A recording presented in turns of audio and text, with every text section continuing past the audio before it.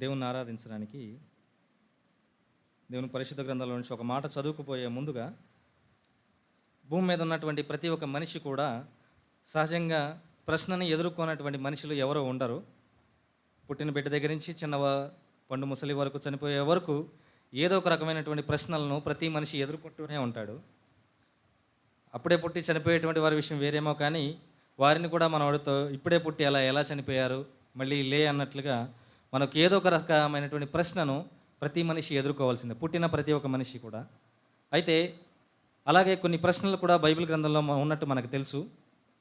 కొన్ని రకాల ప్రశ్నలు, నువ్వెవరు, నువ్వు ఎక్కడున్నావు, ఇలాంటి రకరకాల ప్రశ్నలు మనకున్నట్టు బైబిల్ గ్రంథంలో మనకు తెలుసు. అందులోంచి ఒక ప్రశ్నను, ఆ ప్రశ్నకు జవాబుని ఈ ఉదయవేళ మనం చూసుకొని దేవుణ్ణి ఆరాధించుకుందాం. అందుకు సహాయకరంగా కీర్తనల గ్రంథము 42వ కీర్తన 3వ చరణం అండి. 42వ కీర్తన 3వ చరణం. నీ దేవుడు ఏమాయనని వారు నిత్యము నాతో అనుచుండగా రాత్రింబగళ్ళు నా కన్నీళ్ళు నాకు అన్నపానములాయను. ఇక్కడ మనం చూస్తున్నటువంటి ప్రశ్న నీ దేవుడు ఏమాయను అనేటువంటి ప్రశ్న. బైబిల్ గ్రంథంలో మనం చూస్తే సుమారుగా 3294 ప్రశ్నలు ఉన్నట్లుగా మనకి బైబిల్ గ్రంథంలో కనపడతాయి. అందులో పాత నిబంధనలోనే 2284 ప్రశ్నలు పాత నిబంధనలో ఉన్నట్టు, అలాగే 1010 ప్రశ్నలు కొత్త నిబంధనలో ఉన్నట్లుగా మనకు కనపడతాయి. అందులోంచి చాలా రకాలైనటువంటి ప్రశ్నలు ఉన్నాయి.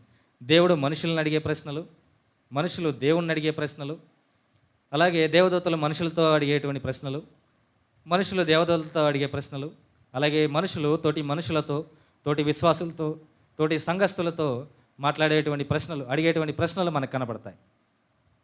అయితే అందులోంచి ఒక మనిషి ఇంకొక మనిషిని అడిగినటువంటి ప్రశ్న నీ దేవుడు ఏమాయను అనేటువంటి ప్రశ్న మనకు కనపడుతుంది. అసలు మనం ఆలోచిస్తే ఈ ప్రశ్నని ఎవరు అడిగారు, ఎవరిని అడిగారు, ఎందుకు అడిగారనేటువంటి మనం విషయం గమనిస్తే కోరహ కుమారుల్ని ఎవరో అడిగారట. మీ దేవుడు ఏమాయను అనేటువంటి ప్రశ్నని కోరహ కుమారులను అడిగారు. అది నమ్మిన వారు అడిగారో, నమ్మని వారు అడిగారో, లేకపోతే దేవుడి గురించి కొంత అవగాహన ఉన్నటువంటి వారు అడిగారో, ఎవరు అడిగారో మనకు తెలియదు, కానీ ఈ ప్రశ్నను వారు అడిగారు. ఒక ప్రశ్న అడిగినప్పుడు ఖచ్చితంగా దాని వెనక సందర్భం ఏదో ఒకటి ఖచ్చితంగా ఉండే ఉంటుంది. ఏ సందర్భం లేకుండా, ఏ సంఘటన జరగకుండా ప్రశ్నలు అయితే పుట్టవు. అయితే ఈ ప్రశ్న పుట్టడానికి గల కారణం ఏంటో మనం చూసుకుంటే మనకి దీని వెనక బ్యాక్గ్రౌండ్ మనకు అర్థమవుతుంది. అందుకు సహాయకరంగా మనం సంఖ్యాకాండం 26వ అధ్యాయం 10వ వచనం అండి.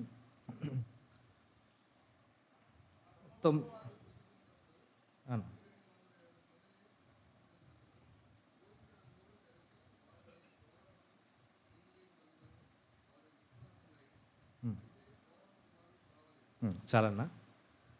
అయితే మనం చూస్తున్నప్పుడు పైవచనం కూడా చదివితే బాగుండేది. అయితే అక్కడ ఉన్నటువంటి దీని బ్యాక్గ్రౌండ్ మనం ఖచ్చితంగా కరెక్ట్గా తెలుసుకోగలిగినప్పుడు అసలు ఈ కీర్తన ఎందుకు రాశారో కూడా మనకు స్పష్టంగా అర్థమవుతుంది. కోరహు, అబీరాము, దాతాం అనేటువంటి 3 వ్యక్తులు, వీరు కలిసి ఒక గుంపుగా ఫామ్ అయ్యి మోషే అహరోనులు మాత్రమే సేవ చేయాలా, మేము సేవకు పనికిరామా, మా అనుభవం పనికిరాదా, మేమెందుకు పనికిరానటువంటి వారమా అని వారిలో వారు మాట్లాడుకొని వారికి సపోర్ట్గా సుమారుగా ఒక 250 మంది మనుషుల్ని తయారు చేసుకొని మోషే అహరోనులతో మాట్లాడుకొని మేము కూడా సేవ చేస్తాం, మేము లేవీలం కాదా, మేము బయట పరిచయం చేయడానికైనా, మేము యాజకులు అవ్వలేమా, మేము ప్రధాన యాజకులు అవ్వలేమా, దేవుడు మిమ్మల్ని మాత్రమే ఎన్నుకున్నాడా, మేము నాయకులు అవ్వలేమా, అలాంటి ప్రశ్నలు వారిలో వారు ఉద్భవించి వారిలో వారికి పుట్టి ఇలాంటి ఆలోచన కలిగి వెంటనే అలా ఆ ప్రకారంగా చేయడం. ఆ పైవచనం మనం చదివితే యెహోవాకు వారికి విరోధంగా వారి ఆలోచన పుట్టినట్టు వారు ఆ ప్రకారంగా చేసి మోషేతో వాదించడం, అహరోనుతో మాట్లాడి ఇవన్నీ జరిగిన తర్వాత వారు వెంటనే మోషే అహరోనులు దేవునితో మాట్లాడడం, దేవుడు ఏమైతే చెప్పాడో వారికి చెప్పడం, రేపు దేవుడు మీరు ఏం చేయాలనుకున్నా దేవుడు వారికి చెప్తాడు. వీరేం చెప్తారంటే కోరహకు, అలాగే ఆ 3 అబీరాము, దాత, ఈ 3 ఏం చేస్తారంటే మేము పరిశుద్ధులమైతే దేవుడు మమ్మల్ని ప్రాణాలతో ఉంచుతాడు, అప్పుడు మేము వచ్చి దేవుని సేవ చేస్తాం అన్నట్లుగా అంటారు. మోషే అహరోనులు కూడా దానికి అంగీకరించడం, ఆ ప్రకారంగా అంగీకరించిన తర్వాత ఆ రోజు వస్తుంది. ఆ సమయం వచ్చినప్పుడు వారు అక్కడ నిలబడినప్పుడు దేవుడు ఏం చెప్తాడంటే మోషే అహరోనుల్ని, అలాగే ఆయన మోషేకి అహరోనుల మాట ఎవరైతే వింటారో వాళ్ళందరినీ దూరం జరగమండం, కోరహు, అబీరాము, దాతాము, అలాగే 250 మంది వారి సహాయకులు ఎవరైతే ఉన్నారో వాళ్ళందరినీ, కుటుంబ సభ్యులందరినీ కూడా వారి ఇళ్ల దగ్గరే మీరు గుంపుగా కూడండి అని చెప్పడం. వారు అలా గుంపుగా కూడడం, వెంటనే దేవుని కోపం రగలడం, వారు ఉన్న చోటనే భూమి తన నోరు తెరిచి వారిని మింగేసినట్టు కనపడుతుంది. మనకి తేలిగ్గా అర్థం కావడానికి భూమి ఇలా ఉంది అనుకుంటే, ఒక్కసారి భూమి లోపలికి ఇలా ఇలా తెరుచుకుందట. ఆ తెరుచుకున్నటువంటి భూమి లోపలికి వారిని అందరినీ లోపల లాక్కోవడం, ఆ తర్వాత లోపల లాక్కున్న తర్వాత ఆ భూమి మరలా తన యథాస్థితికి అలా సమానంగా వచ్చేసేయడం జరుగుతుంది.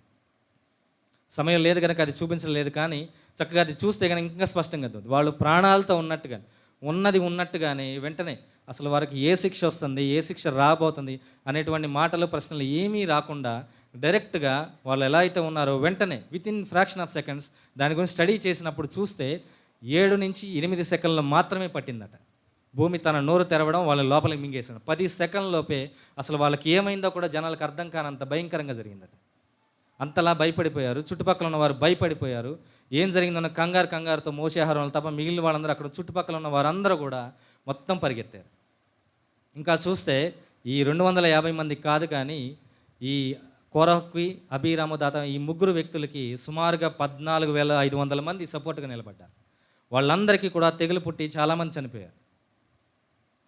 ఇది జరిగినటువంటి సంఘటన. ఈ సంఘటనలో దేవాది దేవుడు కోరహు కుమారులు 3-4 ఉంటారు. మనకి అది సంఖ్యాకాండం 6వ అధ్యాయం 24వ వచనం చూస్తే వారి పేర్లు కనపడతాయి. వాళ్ళని దేవుడు బతికించినట్లుగా మనకు కనపడతాయి. వాళ్ళ మీద జాలిపడి వారి దయతలిచి వాళ్ళని వదిలేసినట్టుగా మనకు కనపడతాయి. అప్పుడు వీరు రాసినటువంటి కీర్తనే 42వ కీర్తన. అప్పుడు వారు అంటున్నటువంటి మాటలు, ఇలాంటి పరిస్థితుల్లో వారు ఉన్నప్పుడు వారికి ఎదురుపడినటువంటి ప్రశ్న, కొంతమంది నమ్మనటువంటి వారి స్నేహితులు ఎవరో ఒకరు ఉంటారు, బంధువులు ఎవరో ఒకరు దూరం ఉన్న ప్రాంతంలో ఉన్నటువంటి వారు, మీ తల్లిదండ్రులు మాత్రమే తప్పు చేశారా? ఇశ్రాయేల్ ఇంకెవరూ తప్పు చేయలేదా? మీ తల్లిదండ్రుల కన్నా ఎక్కువ పాపాలు చేసిన వాళ్ళు లేరా? అంటే దేవుడు వీళ్ళని మాత్రమే శిక్షిస్తాడా? ఇలాంటి దేవుడు ఏమయ్యాడు? చాలామందిని పోషించాడని చెప్పారు కదా మీ దేవుడు, మరి మిమ్మల్ని ఎందుకు పోషించట్లా? ఇలాంటి ప్రశ్నలతో వారిని వేధించినట్లుగా మనకు కనపడతాయి. అది అలాంటి పరిస్థితుల్లో వారికి ఎదురైనటువంటి ప్రశ్న, నీ దేవుడు ఏమయ్యాడు? ఇంకా మనం స్పష్టంగా అర్థం చేసుకుంటే, నీ దేవుడు ఎక్కడికి పోయాడు? మీ దేవుడు మిమ్మల్ని ఇలా వదిలేసి వెళ్ళిపోయాడా? ఎన్నో చెప్పారుగా, మీ యెహోవా దేవుడు అలాంటి వాడు, ఇలాంటి వాడు, ఆయన ఎంతో గొప్ప దేవుడు, సర్వశక్తి గల దేవుడు అని, ఎన్నో అద్భుతాలు చేస్తాడని. ఇదా ఆయన మీకు చేసే మేలు? మీ తల్లిదండ్రులు తీసుకెళ్ళిపోవడమే? ఇంత అన్యాయం చేసిన దేవుడా మీకు అన్నప్పుడు వారికి ఎదురైనటువంటి ఆ ప్రశ్నకి వారు ఇచ్చినటువంటి జవాబును మనం చూస్తాం. అలాంటి పరిస్థితుల్లో వారు కూడా దేవుని విడిచిపెట్టకుండా వారు అన్నటువంటి మాటలు మనకు కనపడతాయి. ఇంకా ఇలా చూస్తే వారు దానికి చెప్పినటువంటి జవాబులు, నా దేవుడు ఎక్కడా అనే దానికన్నా ముందుగా మా దేవుడు ఎలాంటి వాడో మేము చెప్తాము, ఆ తర్వాత మా దేవుడు ఎక్కడ ఉంటామో మేము చెప్తాం అనేటువంటి విషయాలు ఈ 42వ కీర్తనలో మనకు కనపడతాయి. అందులో ముందు ఆ దేవుడు ఎలాంటి వాడో ముందు ఒక లక్షణాన్ని మీరు మనకు చెప్తారు. ఆ లక్షణాన్ని మన జ్ఞాపకం చేసుకుంటూ మన దేవుడిని మనం ఆరాధన చేసుకుందామండి. అందుకు సహాయకరంగా ఇది 42వ కీర్తన 5వ వచనం అండి.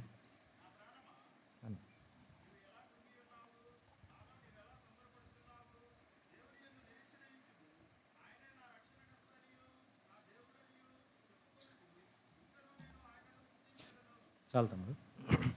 ఇక్కడ మన మాట చూస్తే, ఆయనే నా రక్షణకర్తయ్యని నా దేవుడని చెప్పుకొనొచ్చు, ఇంకనూ నేను ఆయన స్తుతించదనంట. ఇంకనూ నేను ఆయన స్తుతించదను, ఇంకనూ నేను ఆయనను స్తుతించదను. ఇంకనూ అనే మాట మనకి ఎక్కడ కనపడుతుంది? మనకు బాగా ఒక సందర్భం గుర్తు చేసుకుంటే ఆ మాట ఒక చోట మనకి బలంగా కనపడుతుంది. యోబు గ్రంథం 2వ అధ్యాయం 9వ వచనం కనుక చూస్తే, నువ్వు నీ యథార్థతను వదలకుండా ఉందువా అని యోబు భార్య ఆయనతో అన్నట్లు మనకు కనపడుతుంది. నువ్వు నీ యథార్థతను వదలకుండా ఉంటావా, నీ భక్తిని వదలకుండా ఉంటావా? ఇదే ప్రశ్న. మాకు అన్యాయం జరగచ్చు, లోకపరంగా చూస్తే మాకు అన్యాయం జరిగినట్టుగా అనిపించవచ్చు, దేవుడు మాకు అన్యాయం చేసినట్టుగా మీకు అనిపించచ్చేమో, కానీ అది మాకు అన్యాయం కాదు. అయినా మాకు ఇంత నష్టం జరిగినా ఆ దేవాది దేవుడు మా తల్లిదండ్రులది, మా వాళ్ళు చేసిన తప్పుకి, వాళ్ళు చేసిన పాపానికి శిక్షగా వాళ్ళని శిక్ష వేసినా సరే మేము ఆ దేవుడిని వదిలిపెట్టాం. ఇంకా వాళ్ళు చెప్తున్నటువంటి మాట, ఇంకనూ ఆయన మా రక్షణకర్త, ఇంకనూ మాకు ఆయన రక్షణకర్త. ఒకసారి మనం ఆలోచిస్తే, మనకి ఏదైనా శ్రమ కలిగితే, మనకి ఏదైనా అనారోగ్యం కలిగితే, మనకి ప్రియమైనటువంటి వారు, మనకి ఇష్టమైనటువంటి వారు మనకు దూరం అయితే, వారు మన మధ్యలో లేకపోతే మన స్థితి ఎలా వెళ్ళిపోద్దండి? కోరహు కుమారులు అంటున్నటువంటి మాట, ఇంకనూ మాకు రక్షణకర్త ఆయనే, ఇంకనూ మాకు దేవుడు ఆయనే అని అంటున్నారు. వాళ్ళకి సమాజపరంగా లోకపరంగా చూస్తే అది నష్టం కలిగినట్టే. ఇవాళ చూసిన తల్లిదండ్రులు కొన్ని నిమిషాలు కొన్ని సెకండ్ల ముందు చూసిన తల్లిదండ్రులు లేకపోతే అంత బాధ కలిగితే వారు అయినప్పటికీ ఆ మాట ఎంతమంది వారిని గుచ్చుకూర్చి అడిగినా, ఎంత ఇబ్బంది పెట్టినా సరే ఆయన మా దేవుడు, ఆయన మా రక్షణకర్త, అంతే. అదే మాటను వారు చెప్తున్నారు. ధైర్యంగా ఏ ఒక్కరం చెప్పగలుగుతామండి? అయితే ఇలాంటి స్థితిలో ఉన్నటువంటి వీరికి వారు చేసిన ఆ తప్పుకి అంత శిక్ష ఇస్తే, మరి మనం చేసిన తప్పులకి, మనం చేసినటువంటి అవిధేయతలకి, పాపాలకి, వీటన్నిటికీ కూడా దేవుడు మనల్ని ఎలా తీసుకెళ్ళాలి? వాళ్ళు చేస్తే అసలు వాళ్ళు భూమిలో అప్పుడు ఆ సీన్ని కనుక నేను గమనించి తెలుసుకున్నప్పుడు స్టడీ చేస్తే అసలు భూమి తెరుచుకున్నట్టుగా కానీ, మళ్ళీ అది భూమి లోపలికి మూసేసుకున్నట్టుగా కానీ ఎక్కడ మనకు కనపడదట, ఆనవాలే ఉండదట. మరి మనల్ని ఏం చేయాలి? ఇంకా మనకి భూమి లోపలికి కాదు, వాళ్ళని డైరెక్ట్గా పాతాళంలోకి లాక్కెళ్ళారట. పాతాళంలో ఎలాంటి అనుభవం ఉంటుందో వాళ్ళకి తీసుకెళ్ళి ఆ శిక్షను మనం చూస్తాం. పాతాళంలో ఎలాంటి శిక్షలు ఉంటాయండి? నోరెండిపోద్ది, గొంతెండిపోద్ది. వాళ్ళు ఎంత తరిసినా నీరు ఇచ్చేవాళ్ళు కూడా లేరు. మన లోకాసువార్తలో, యోహాను సువార్తలో చూస్తే అది ఒక ఉపమానం. రియల్గా దేవుడు అక్కడ తీసుకెళ్ళాడు. అక్కడ తీసుకెళ్తే వాళ్ళ పరిస్థితి ఎలా ఉంటుంది? మనల్ని కూడా అలాంటి స్థితిలోకి దేవుడు కనుక తీసుకెళ్తే మన పరిస్థితిని, గతంలో ఒకసారి సుధాకర్ అన్న ప్రసంగం చెప్పినప్పుడు ఒక మాట అన్నారు, ఒక్కరోజు మా విశ్వాసుల్ని ఒక్కరోజు 1 గంట పాటు నరకంలో కానీ పాతాళంలో కానీ వేస్తే వాళ్ళకి పాతాళం యొక్క భయం ఏంటో తెలిసి మరొకసారి తప్పు చేయరు అని 2011లో ప్రసంగం చెప్పినప్పుడు చెప్పారు. ఆ మాట ఇప్పటికీ గుర్తు. 1 గంట కాదు, 1 నిమిషం, కొన్ని సెకండ్ల పాటు అనుభవాన్ని మనకిస్తే మరలా మనం తప్పు చేయడానికి, పాపం చేయడానికి వెనకాడతాం. అంత భయం వేస్తుంది. అలాంటి శిక్షకి వాళ్ళని అప్పచెప్పినా, వాళ్ళ తల్లిదండ్రులను అప్పచెప్పినా సరే మేము ఇంకా మా దేవుడు, ఆయన మా దేవుడు, మా రక్షణకర్త అని చెప్తున్నారు. వాళ్ళని ఎలాంటి స్థితిలోకి రక్షించారో వారు జ్ఞాపకం చేస్తారు. వారి శారీరకంగా వారిని రక్షిస్తేనే, వారు ఇలాంటి పదాలు ఉపయోగిస్తే, వారి ప్రాణాలని కాపాడితే, మన ప్రాణాన్ని, మన ఆత్మని, మన శరీరాలని రక్షించే దేవాది దేవుని, రక్షించిన దేవాది దేవుణ్ణి, రక్షించబోయే దేవాది దేవుణ్ణి మనం ఇంకెంత ఆరాధించుకోవాలండి? అంత గొప్ప దేవుడు. ఒకసారి ఊహించుకుందాం, మనం కనుక తప్పు చేస్తే కోరాహుకు ఎలాంటి శిక్ష పడిందో మనకు అలా శిక్ష పడితే మన పరిస్థితి ఎలా ఉంటుందండి? కొంతవరకు ఊహించుకోవడానికి మనకు అలాంటివి ఏమీ లేవు కాబట్టి ఏముందని అనుకుంటామేమో, కానీ ఆ సిచ్యువేషన్ ఎదురుగా మనకి ఎలా జరిగితే మనం ఎలా ఉంటుంది? మనకు జరిగితే మన వారు ఎలా ఉంటారు? ఎంత బతిమాలుతారు, దేవాదేవ మా వాళ్ళని కాపాడండి, మరలా వెనక్కి తీసుకురండి, ఎంత బతిమాలుతారు? పాతాళంలోకి వెళ్ళబోయేటువంటి మనల్ని సైతం ఆయన రక్షించినట్టు మనకు కనపడుతుంది. మత్తయి సువార్త 1:21 చూస్తే తన ప్రజలను వారి పాపం నుంచి విడిపించడానికి ఆయనకి వస్తాడు, ఆయనకు ఒక పేరు పెడతావు, యేసు అని పేరు పెడతావు. యేసు అనే శబ్దమునకు రక్షకుడు అనే అర్థం వస్తాను. ఆ రక్షకుడుగా మన కొరకు ఆయన రావడం జరిగింది. వారికి శిక్ష ఉంది, మన శిక్ష నుంచి విడిపించడానికి రక్షకుడుగా ఆయన వచ్చాడు. ఆయన వచ్చి కేవలం రక్షకుడిగా మాత్రమే కాదు, వారు రక్షించే రక్షకుడు ఎలా వచ్చాడో మనం చూస్తే యోహాను సువార్త 1:21, 29 ఇవన్నీ చదివితే లోక పాపంలో మోసుకొని పోవడానికి వచ్చిన దేవుని గొర్రె పిల్లట ఆయన. ఆయన భూమి మీదకి ఎందుకు వచ్చాడో మనం చూస్తే లోక పాపాలను మోయడానికి వచ్చాడంట.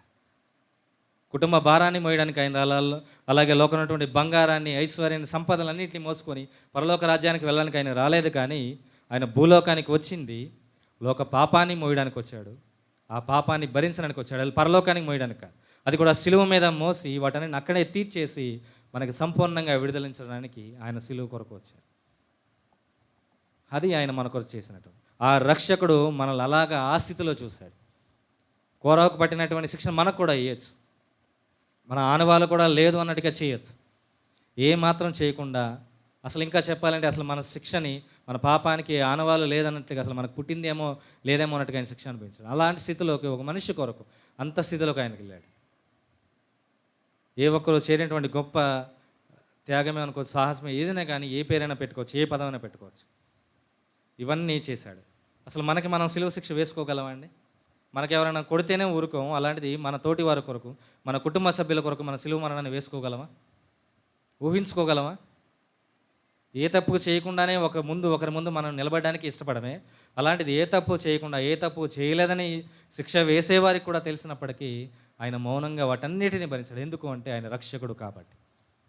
శిక్షకుడుగా ఆయన అలా రక్షకుడుగా వచ్చాడు, రక్షించేసి మనం విడిపించేసి విడుదలించేసి వెళ్ళిపోయాడు. అలాంటి దేవుణ్ణి ఇంకనూ మనం ఆరాధిస్తున్నామా? ఇప్పుడు మాత్రమే ఆరాధించి ఇక మీదట వదిలేస్తామా? ఇలాంటి ప్రశ్నలతో మనల్ని మనం పరీక్ష చేసుకుంటూ మన దేవాది దేవుణ్ణి, మన రక్షకుణ్ణి మనం ఆరాధించుకుందాం.